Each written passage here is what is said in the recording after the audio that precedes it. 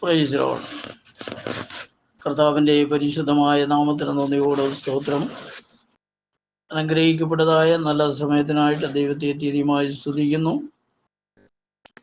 JCNDST അഥവാ യേശു ക്രിസ്തുവിൻ്റെ പുതിയ നിയമരക്ഷയുടെ ഉപദേശം എന്ന ഈ വാട്സപ്പ് ഗ്രൂപ്പിലൂടെ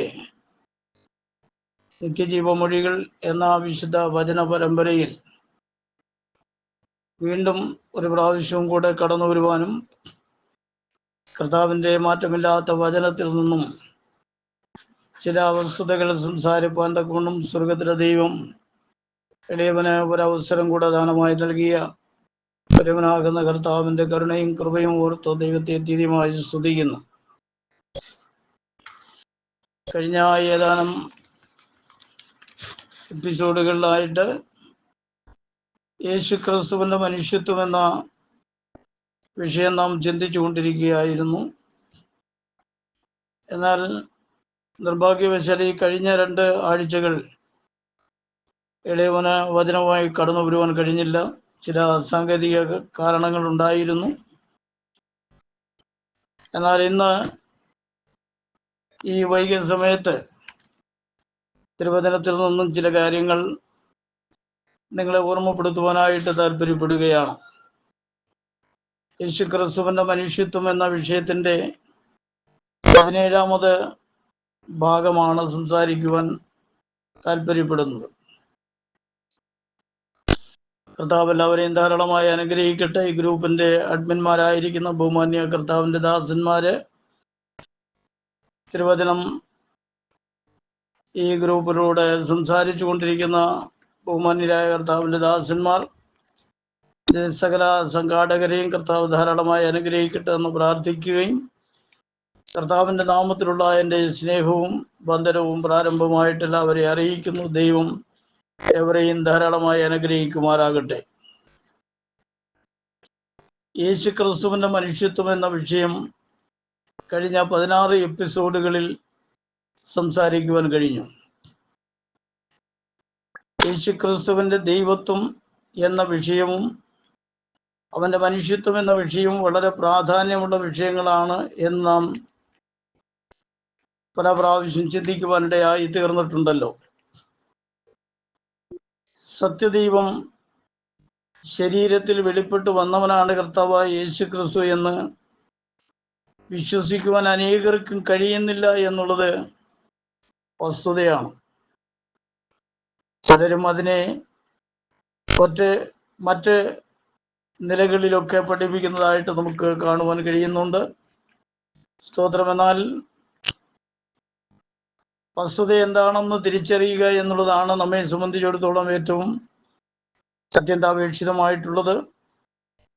അതുകൊണ്ട് ദൈവത്തെ സംബന്ധിച്ച് അഥവാ കർത്താവായ യേശു ക്രിസ്തുവിനെ കുറിച്ച് അറിയേണ്ടും പോലെ അറിയുവാനും അവൻ്റെ പ്രവർത്തന മഹത്വം തിരിച്ചറിയുവാനും മറ്റനേകർക്കും കഴിയാതിരിക്കുമ്പോൾ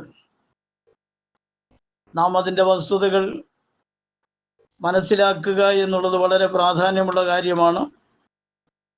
അത് സത്യമായിട്ട് നാം അറിഞ്ഞിരിക്കേണ്ടതും ആവശ്യമാണ് എന്ന് കർത്താവിൻ്റെ നാമത്തിൽ ഓർമ്മപ്പെടുത്തുവാൻ താല്പര്യപ്പെടുകയാണ്.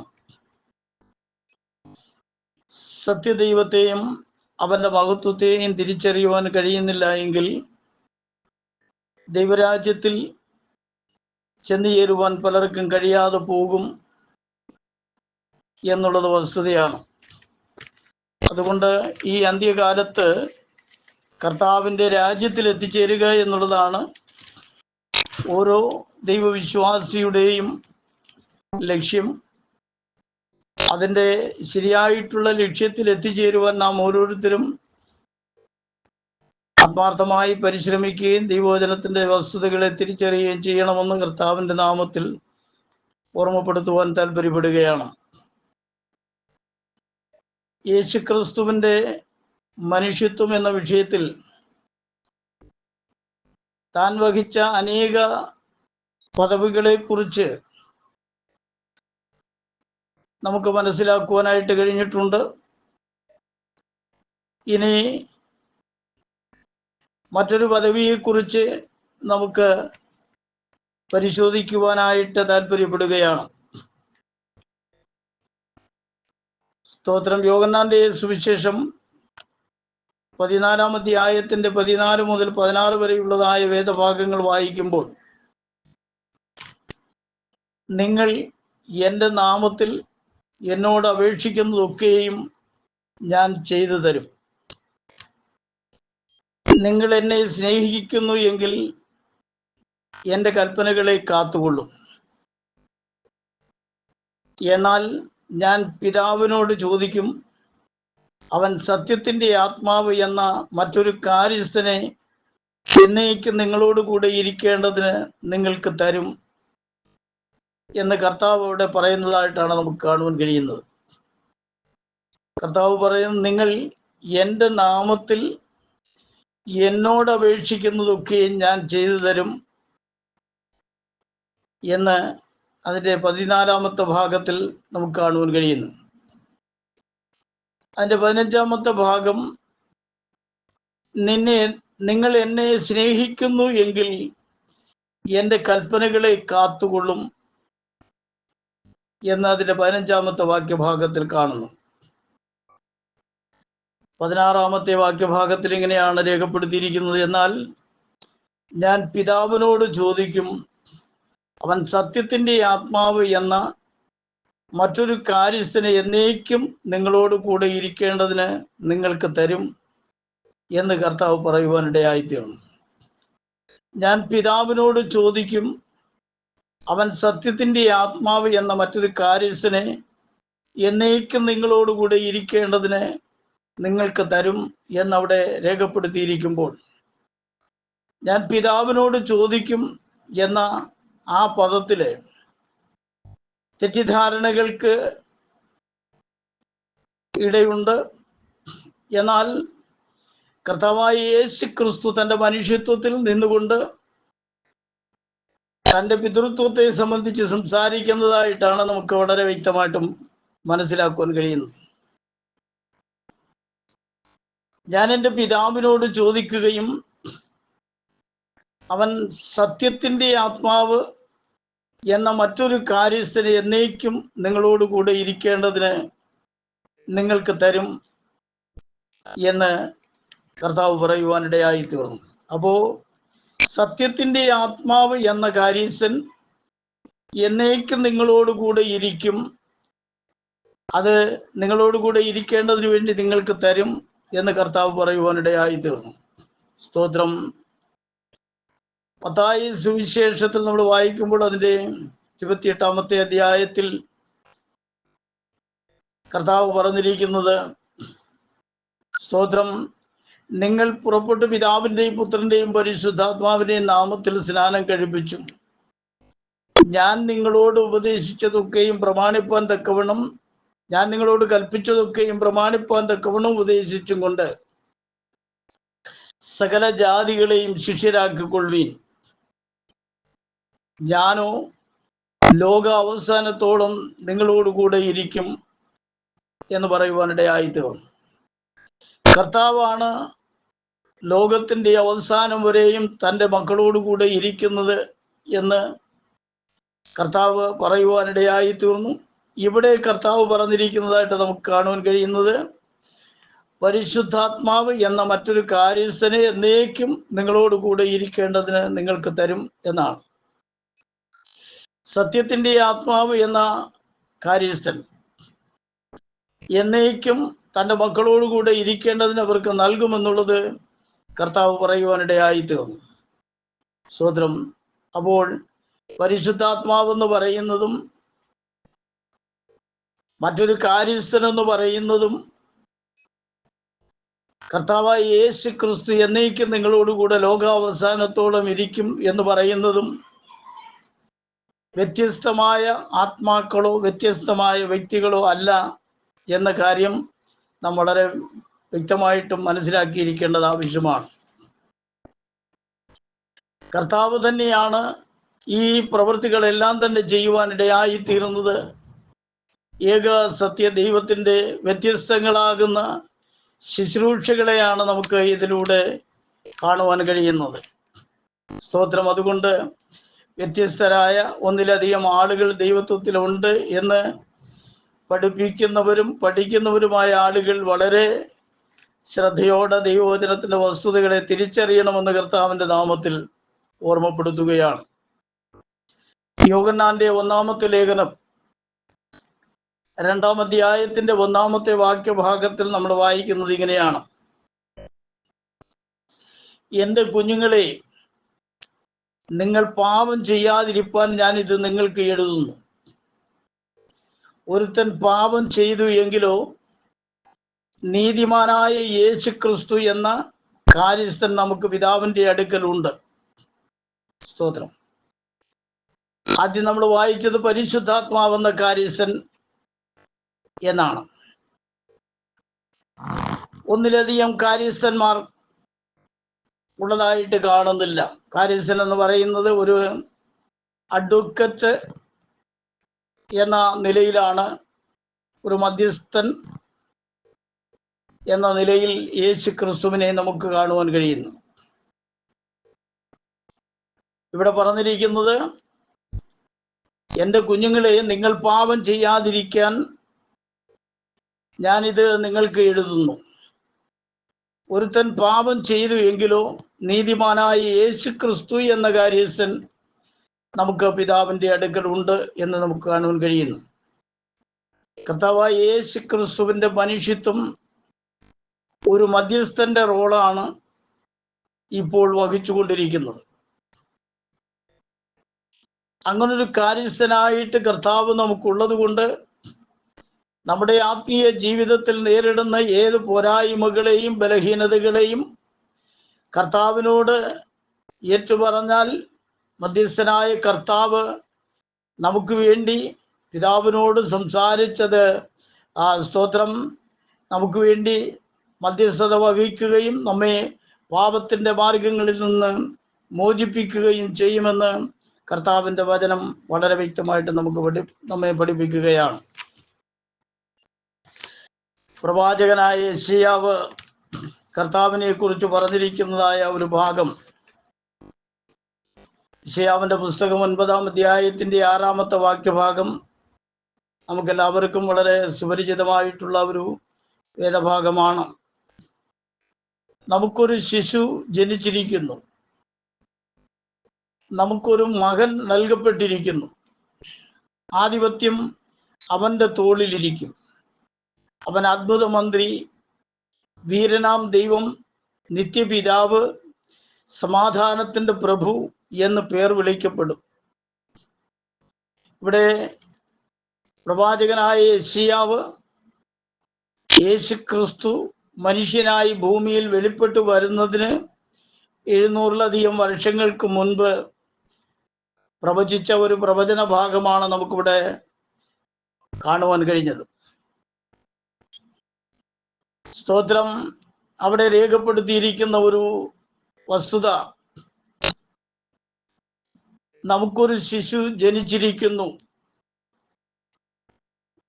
ഏതാണ്ട് കർത്താവ് ഈ ഭൂമിയിൽ ജനനം പ്രാപിക്കുന്നതിന് 700 വർഷങ്ങൾക്ക് മുൻപ് പ്രവാചകൻ സംസാരിച്ച ഒരു പ്രവചന ഭാഗമാണ് അത്. സ്തോത്രം. യുഗാന്ത്യത്തിൽ അഥവാ ന്യായപ്രമാണ യുഗത്തിന്റെ അവസാനവും കൃപയുടെ പ്രമാണത്തിന്റെ പ്രാരംഭത്തിൽ സംഭവിക്കുവാൻ പോകുന്ന ഒരു കാര്യത്തെക്കുറിച്ച് കർത്താവ് മുൻകൂട്ടി പ്രസ്താവിച്ചതായിട്ടാണ് നമുക്ക് കാണുവാൻ കഴിയുന്നത്. ശിശു ജനിക്കുന്നതിന് മുമ്പേ ശിശു ജനിച്ചിരിക്കുന്നു എന്ന് വെളിപ്പെടുത്തുകയാണ്. സ്തോത്രം. കൃപായുഗത്തിൽ അവന്റെ പ്രവർത്തനങ്ങളെ കുറിച്ച് പറഞ്ഞിരിക്കുന്ന ചില കാര്യങ്ങൾ ഇങ്ങനെ നമുക്ക് വായിക്കുവാൻ കഴിയുന്നു. സ്തോത്രം. ലൂക്കോസിന്റെ സുവിശേഷം 3-ാം അധ്യായത്തിന്റെ 15-16 വാക്യഭാഗങ്ങൾ വായിക്കുമ്പോൾ യോഹന്നാൻ സ്നാപകൻ സംസാരിക്കുന്ന ഒരു വിഷയഭാഗം നമുക്കവിടെ കാണുവാൻ കഴിയുന്നു. ജനം കാത്തുനിന്ന് അവൻ ക്രിസ്തുവോ എന്ന് എല്ലാവരും ഹൃദയത്തിൽ യോഹന്നാനെ കുറിച്ച് വിചാരിച്ചു കൊണ്ടിരിക്കുമ്പോൾ യോഹന്നാൻ എല്ലാവരോടും ഉത്തരം പറഞ്ഞത്, ഞാൻ നിങ്ങളെ വെള്ളം കൊണ്ട് സ്നാനം കഴിപ്പിക്കുന്നു, എന്നാൽ എന്നിലും ബലവാനായവൻ വരുന്നു. അവന്റെ ചെരുപ്പിന്റെ വാറഴിപ്പാൻ ഞാൻ യോഗ്യനല്ല. അവൻ നിങ്ങളെ പരിശുദ്ധാത്മാവ് കൊണ്ടും തീ കൊണ്ടും സ്നാനം കഴിപ്പിക്കുമെന്ന് അവിടെ രേഖപ്പെടുത്തി നമുക്ക് കാണുവാൻ കഴിയുകയാണ്. സ്തോത്രം. യോർദാൻ നദിക്കരയിൽ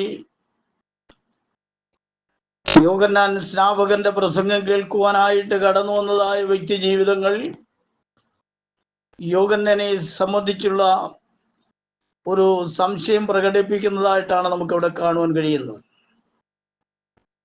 എന്താണ് അവരുടെ സംശയം? അവൻ ക്രിസ്തുവോ എന്ന് എല്ലാവരും ഹൃദയത്തിൽ യോഹന്നാനെ കുറിച്ച് വിചാരിച്ചു കൊണ്ടിരുന്നു എന്നാണ് നമുക്കവിടെ കാണുവാൻ കഴിയുന്നത്. അവൻ യേശു ക്രിസ്തുവാകുന്നുവോ എന്നുള്ളതായ സംശയം അവിടെ കൂടി നിന്നതായ ജനം തങ്ങളുടെ ഹൃദയത്തിൽ ചിന്തിച്ചു കൊണ്ടിരിക്കുന്നതായ സന്ദർഭത്തിൽ യോഹന്നാൻ എല്ലാവരോടും ഉത്തരം പറഞ്ഞത് ഇങ്ങനെയാണ്: ഞാൻ നിങ്ങളെ വെള്ളം കൊണ്ട് സ്നാനം കഴിപ്പിക്കുന്നു, എന്നാൽ എന്നിലും ബലവാനായവൻ വരുന്നു. അവന്റെ ചെരുപ്പിന്റെ വാറഴിപ്പാൻ ഞാൻ യോഗ്യനല്ല. അവൻ നിങ്ങളെ പരിശുദ്ധാത്മാവ് കൊണ്ടും തീ കൊണ്ടും സ്നാനം കഴിപ്പിക്കും എന്ന് പറയുവാനിടയായിത്തീർന്നു. യോഹന്നാൻ സ്നാപകൻ ഒരുപക്ഷെ ക്രിസ്തു ആയിരിക്കുമോ എന്നുള്ളതായ സംശയത്തിൽ ജനം നോക്കി നിൽക്കുമ്പോൾ കർത്താവിന്റെ ദാസൻ പറഞ്ഞത് ഇങ്ങനെയാണ്: ഞാൻ വെള്ളം കൊണ്ട് നിങ്ങളെ സ്നാനം കഴിപ്പിക്കുന്നു, എങ്കിലും എന്റെ പിന്നാലെ ഒരുവൻ വരുന്നുണ്ട്. അവൻ എന്നിലും ബലവാനായവനാണ്. അവന്റെ ചെരുപ്പിന്റെ വാറ് കുനിഞ്ഞഴിപ്പാൻ ഞാൻ യോഗ്യനല്ല. അവൻ നിങ്ങളെ പരിശുദ്ധാത്മാവ് കൊണ്ടും തീ കൊണ്ടും സ്നാനം കഴിപ്പിക്കും എന്ന് പറയുവാനിടയായി തീർന്നു. കർത്താവായ യേശു ക്രിസ്തു പരിശുദ്ധാത്മാവ് കൊണ്ടും തീ കൊണ്ടും ജനത്തെ സ്നാനം കഴിപ്പിച്ചത് പെന്തക്കോസ്ത് നാളിലായിരുന്നു എന്ന് വളരെ വ്യക്തമായിട്ട് നമുക്കറിയുവാൻ കഴിയുന്നു. അന്നവൻ ആത്മാവ് കൊണ്ടും തീ കൊണ്ടും സ്നാനപ്പെടുത്തി എന്ന് വളരെ വ്യക്തമായിട്ടും തിരുവചനം നമ്മെ ഓർമ്മപ്പെടുത്തുന്നുണ്ട്. പിന്നീട് അതിന്റെ 17-ാമത്തെ വേദഭാഗത്തിൽ വാക്യത്തിൽ പറയുന്നത് അവന് വീശുമുറം ഉണ്ട്. വീശുമുറം കയ്യിലുണ്ട്. അവൻ കളത്തെ മുറ്റും വെടിപ്പാക്കി ഗോതമ്പ് കളപ്പുരയിൽ കൂട്ടിവെക്കുകയും പതിർ കെടാത്ത തീയിലിട്ട് ചുട്ടുകളയുകയും ചെയ്യും എന്നവിടെ രേഖപ്പെടുത്തിയിരിക്കുന്നു. കർത്താവിന്റെ കൈവശം വീശുമുറമുണ്ടെന്നും അവൻ കളത്തെ നന്നായി വെടിപ്പാക്കി സ്തോത്രം ഗോതമ്പ് കളപ്പുരയിൽ കൂട്ടിവെക്കുകയും പതിർ കെടാത്ത തീയിലിട്ട് ചുട്ടുകളയുകയും ചെയ്യുമെന്ന് പറയുവാനിടയായി തീർന്നു. പ്രിയമുള്ള ദൈവമക്കളെ, പരിശുദ്ധാത്മാവ് കൊണ്ടും തീ കൊണ്ടും സ്നാനം കഴിപ്പിക്കുന്നവനായ കർത്താവ് പരിശുദ്ധാത്മാവ് കൊണ്ടും തീ കൊണ്ടും സ്നാനം കഴിപ്പിച്ച ശേഷം ദൈവവചനത്തിന്റെ വസ്തുതകളെ ഗ്രഹിക്കുവാനോ വസ്തുതകൾക്കൊത്തവണ്ണമുള്ളതായ ആത്മീയ ജീവിതം നയിക്കുവാനോ കഴിയാതിരിക്കുന്ന വ്യക്തി ജീവിതങ്ങൾ വെറും പതിരുപോലെ കാറ്റത്ത് പാറിപ്പോകുവാനിടയായി തീരുമെന്ന് തിരുവചനം നമ്മെ പഠിപ്പിക്കുകയാണ്. സ്തോത്രം.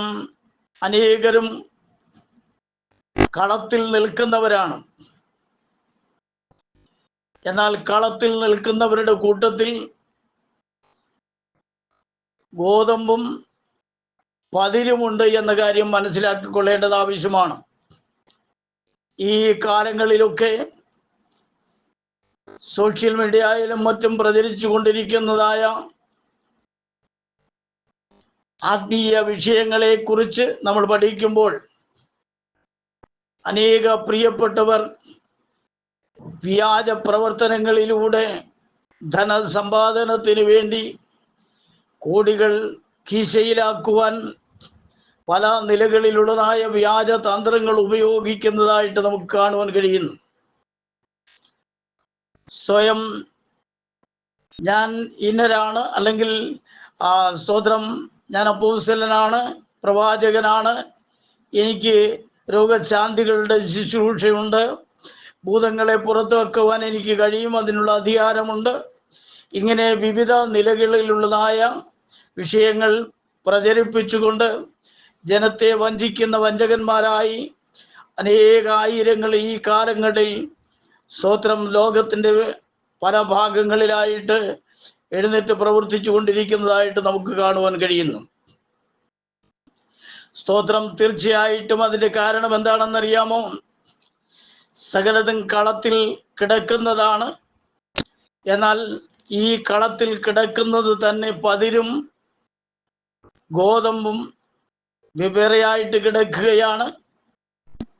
അരുമനാഥനായ കർത്താവിൻ്റെ കൈവശമുള്ളതായ ആ വീശുമുറം കൊണ്ട് അവൻ വീശിക്കൊണ്ടിരിക്കുന്നു. ഗോതമ്പ് അവൻ പ്രത്യേകമായി ശേഖരിക്കും, അത് കളപ്പുരയിൽ കൂട്ടിവെക്കും.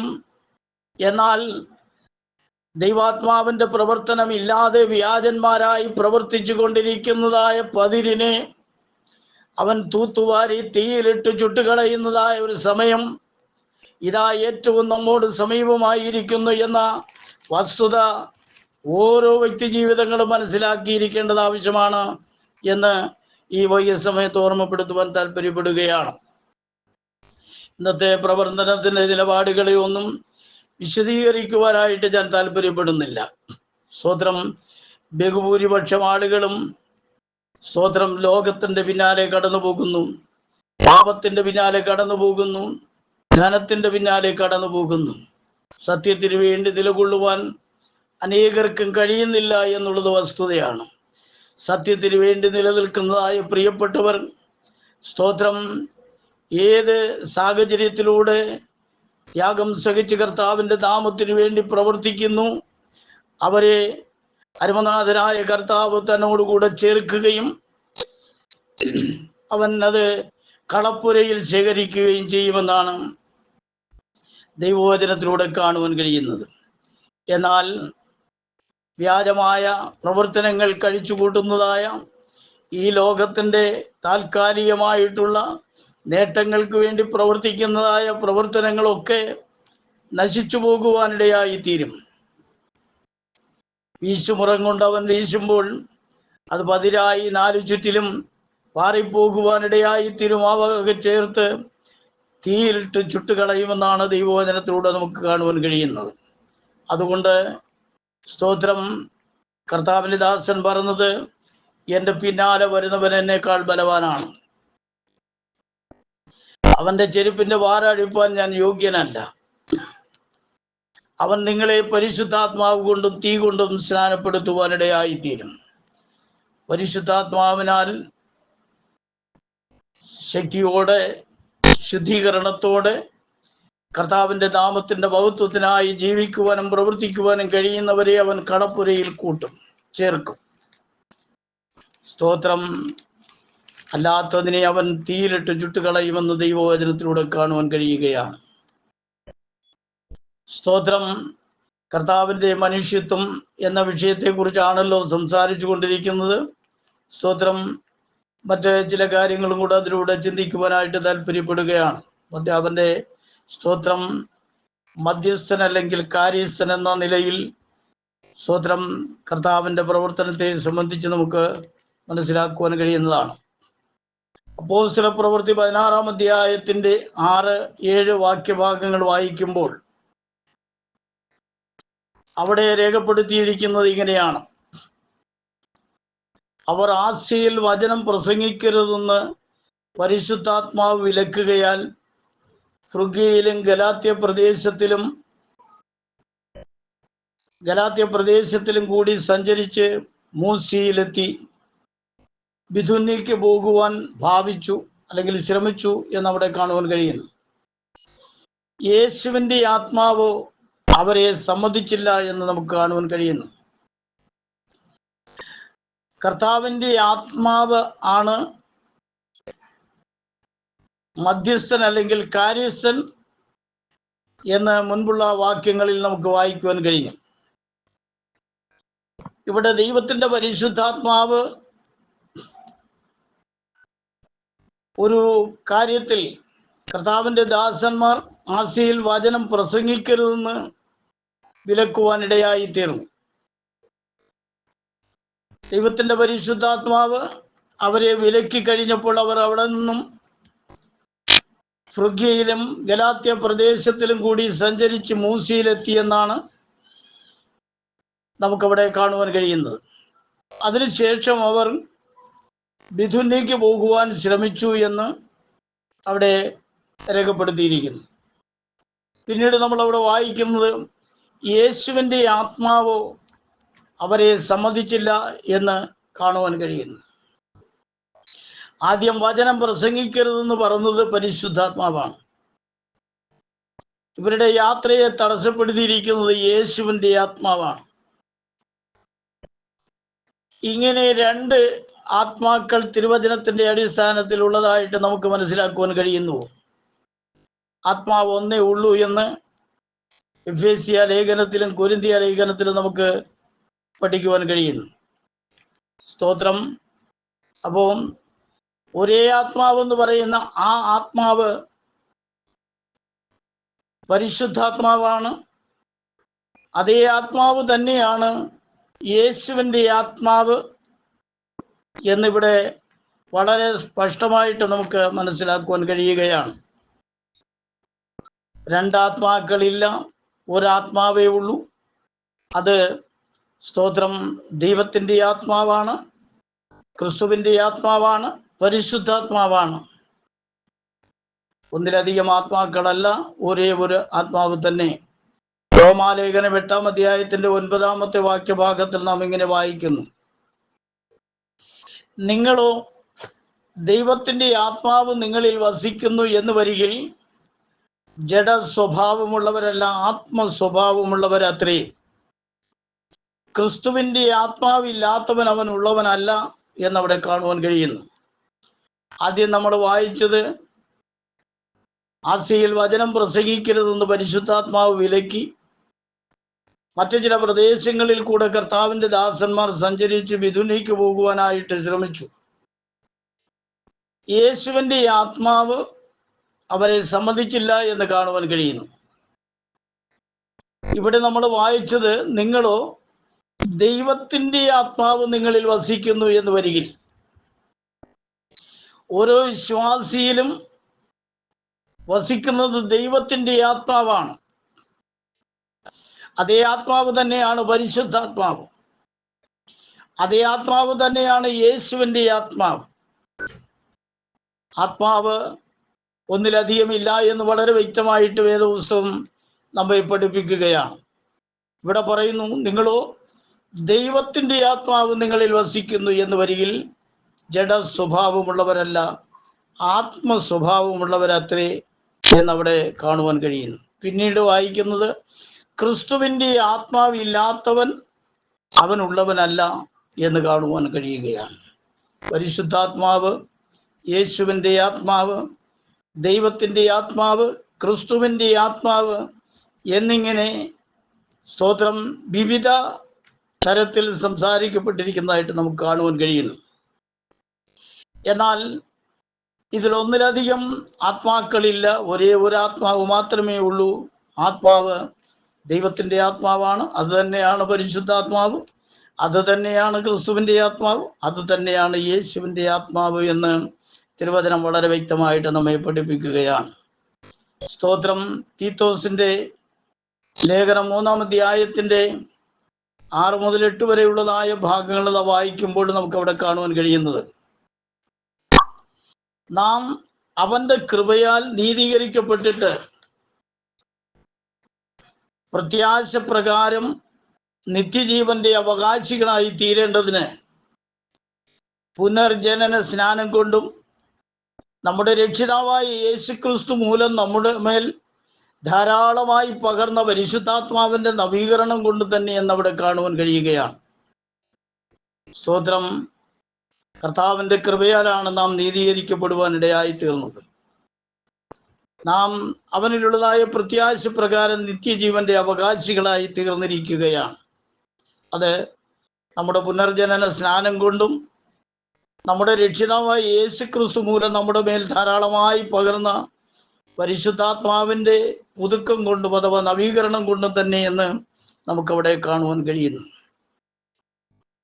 ഈ വചനം വിശ്വാസയോഗ്യം. ദൈവത്തിൽ വിശ്വസിച്ചവർ സൽപ്രവൃത്തികളിൽ ഉത്സാഹികളായിരിക്കാൻ കരുതേണ്ടതിന് നീ ഇത് ഉറപ്പിച്ചു പറയണമെന്ന് ഞാൻ ഇച്ഛിക്കുന്നു. കർത്താവിന്റെ ദാസനായ വിശുദ്ധ പൗലോസ് തീത്തോസിനോട് പറയുന്നത് ഈ വചനം വിശ്വാസയോഗ്യമാണ്. ദൈവത്തിൽ വിശ്വസിച്ചവർ സൽപ്രവൃത്തികളിൽ ഉത്സാഹികളായിരിക്കാൻ കരുതേണ്ടതിന് നീ ഇത് ഉറപ്പിച്ചു പറയണം എന്ന് ഞാൻ ആഗ്രഹിക്കുന്നു എന്നാണ് കർത്താവിന്റെ ദാസനെ ഓർമ്മപ്പെടുത്തിയത്. കർത്താവായ യേശു ക്രിസ്തുവിൽ വിശ്വസിച്ച വിശ്വാസികൾ സൽപ്രവർത്തികളിൽ ഉത്സാഹികളായിരിക്കണമെന്നാണ് കർത്താവിന്റെ ദാസൻ ആഗ്രഹിക്കുന്നത്. ദുഷ്പ്രവൃത്തികളിലല്ല, സൽപ്രവൃത്തികളിൽ ഉത്സാഹികളായിരിക്കാൻ കരുതേണ്ടതിന് നീ ഇത് ഉറപ്പിച്ചു പറയണമെന്ന് ഞാൻ ആഗ്രഹിക്കുന്നു, അല്ലെങ്കിൽ ഞാൻ ഇച്ഛിക്കുന്നു എന്ന് തീത്തോസിനോട് കർത്താവിന്റെ ദാസൻ ഓർമ്മപ്പെടുത്തുകയാണ്. ഫിലിപ്പിയ ലേഖനം 1-ാം അധ്യായത്തിന്റെ 19-ാമത്തെ വാക്യഭാഗത്തിൽ നാം വായിക്കുന്നത്, നിങ്ങളുടെ പ്രാർത്ഥനയാലും യേശുക്രിസ്തുവിന്റെ ആത്മാവിന്റെ സഹായത്താലും അത് എനിക്ക് രക്ഷാകാരണമായി തീരും എന്ന് ഞാൻ അറിയുന്നു. നിങ്ങൾ ഓരോരുത്തരും എനിക്ക് വേണ്ടി പ്രാർത്ഥിക്കുന്നതിനാലും കർത്താവായ യേശുക്രിസ്തുവിന്റെ ആത്മാവിന്റെ സഹായത്താലും അതെനിക്ക് രക്ഷാകാരണമായി തീരുമെന്ന് ഞാൻ അറിയുന്നു എന്ന് കർത്താവിന്റെ ദാസൻ ഓർമ്മപ്പെടുത്തുകയാണ്. അപ്പോ ഇവിടെ നമ്മൾ ആദ്യം മുതൽ വായിച്ചത് പരിശുദ്ധാത്മാവെന്ന കാര്യസ്ഥനെ സംബന്ധിച്ചാണ്. പരിശുദ്ധാത്മാവെന്ന കാര്യസ്ഥൻ എന്ന് പറയുന്നത് ക്രിസ്തുവിന്റെ ആത്മാവാണ്. യേശുവാണ് കാര്യസ്ഥൻ, മധ്യസ്ഥൻ. സ്തോത്രം. ഇവിടെ നമ്മൾ വായിച്ചത് സ്തോത്രം യേശു ക്രിസ്തുവിന്റെ ആത്മാവിന്റെ സഹായം എന്നാണ്. ഒരേ ആത്മാവ്, ഇത് കർത്താവായ യേശു ക്രിസ്തുവിന്റെ ആത്മാവ്. അതേ ആത്മാവ് തന്നെയാണ് പരിശുദ്ധാത്മാവ്. അത് തന്നെയാണ് ദൈവത്തിന്റെ ആത്മാവ് എന്ന് വളരെ വ്യക്തമായിട്ട് വേദപുസ്തകം നമ്മെ പഠിപ്പിക്കുന്നു. അതുകൊണ്ട് ഏക സത്യ ദൈവം യേശു ക്രിസ്തു ആകുന്നു എന്ന് വളരെ വ്യക്തമായിട്ട് വേദപുസ്തകം നമ്മെ പഠിപ്പിക്കുകയാണ്. വിവിധങ്ങളാകുന്ന നിലകളിൽ വ്യത്യസ്തമാകുന്ന സാഹചര്യത്തിലൂടെ ഉപദേശങ്ങൾ പെരുപ്പിച്ചുകൊണ്ട് ജനത്തെ വഞ്ചിച്ചു കൊണ്ടിരിക്കുന്നതായ വ്യക്തിജീവിതങ്ങൾ ഒടുവിൽ കർത്താവിന്റെ മുൻപാകെ നിൽക്കേണ്ടുന്ന സാഹചര്യം ഉണ്ടാകുമ്പോൾ വളരെ നിരാശപ്പെടുവാനിടയായി തീരും എന്ന കാര്യം മനസ്സിലാക്കിക്കൊണ്ട് സത്യോപദേശത്തിൽ ഈ കാലങ്ങളിൽ നിലകൊള്ളുവാൻ കർത്താവ് ഇവരെയും സഹായിക്കേണ്ടതിനു വേണ്ടി അടിയൻ പ്രാർത്ഥിക്കുകയാണ്. കൊലോസ്യ ലേഖനം 1-ാം അധ്യായത്തിന്റെ 26-27 വാക്യഭാഗങ്ങൾ കൂടെ നമുക്ക് വായിക്കുവാൻ താല്പര്യപ്പെടുന്നു. അത് പൂർവ്വകാലങ്ങൾക്കും തലമുറകൾക്കും മറഞ്ഞു കിടന്ന മർമ്മം എങ്കിലും ഇപ്പോൾ അവന്റെ വിശുദ്ധന്മാർക്ക് വെളിപ്പെട്ടിരിക്കുന്നു. ഈ മുകളിൽ പറഞ്ഞിരിക്കുന്നതായ കാര്യങ്ങൾ പഴയ കാലങ്ങൾക്കും തലമുറകൾക്കും മറഞ്ഞു കിടന്ന ഒരു രഹസ്യമായിരുന്നു. എന്നാൽ ഇപ്പോൾ കർത്താവ് തന്റെ വിശുദ്ധന്മാർക്ക് അത് വെളിപ്പെടുത്തി കൊടുത്തിരിക്കുന്നു എന്നാണ് ദൈവവചനത്തിലൂടെ കാണുവാൻ കഴിയുന്നത്. സ്തോത്രം. അവരോട് ജാതികളുടെ ഇടയിൽ ഈ മർമ്മത്തിന്റെ മഹിമാധനം എന്തെന്ന് അറിയിപ്പാൻ ദൈവത്തിന് ഇഷ്ടമായി എന്നവിടെ കാണുവാൻ കഴിയുന്നു. ജാതികളോട് സ്തോത്രം ഈ രഹസ്യത്തിന്റെ മഹിമാധനം എന്തെന്ന് അറിയിപ്പാൻ ദൈവത്തിന് ഇഷ്ടമായി. ആ മർമ്മം മഹത്വത്തിന്റെ പ്രത്യാശയായ ക്രിസ്തു നിങ്ങളിൽ ഇരിക്കുന്നു എന്നുള്ളത് തന്നെ എന്നവിടെ നമുക്ക് കാണുവാൻ കഴിയുകയാണ്. പ്രിയമുള്ള ശ്രോതാക്കളെ, ദൈവമക്കളെ, നാം വായിച്ച വചനഭാഗങ്ങൾ സൂക്ഷ്മമായി നമ്മൾ പരിശോധിച്ചാൽ മുകളിൽ വായിച്ച വചനങ്ങളിലൂടെ നമുക്ക് മനസ്സിലാക്കുവാൻ കഴിയുന്നത് സാക്ഷാൽ